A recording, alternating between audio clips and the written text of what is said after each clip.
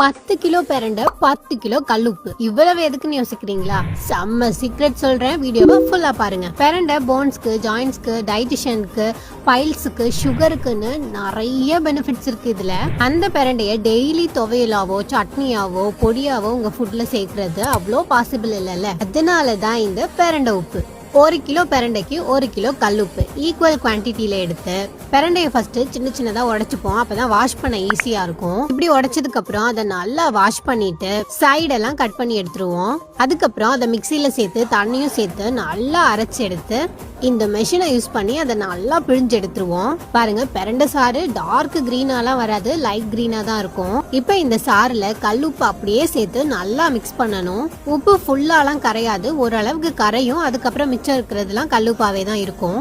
இதை அப்படியே பாத்திரத்தோட கொண்டு போய் வெயில்ல வச்சிருவோம். ஃபர்ஸ்ட் ஒரு 2 நாளைக்கு பாத்திரத்தோட தான் வைப்போம்.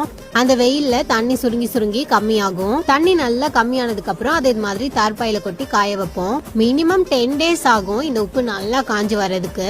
நல்லா காய வச்சு எடுத்தா சூப்பரான பிரண்டை உப்பு ரெடி. இந்த உப்பை சாதாரணமா நீங்க குக்கிங்க்கு யூஸ் பண்ணலாம், எந்த ஃபுட்ல வேணா ஆட் பண்ணலாம், எந்த டேஸ்ட் டிஃபரன்ஸும் இருக்காது. இதோட பெனிஃபிட் என்னன்னா ரொம்ப ஈஸியா ரெகுலரா உங்க ஃபுட்ல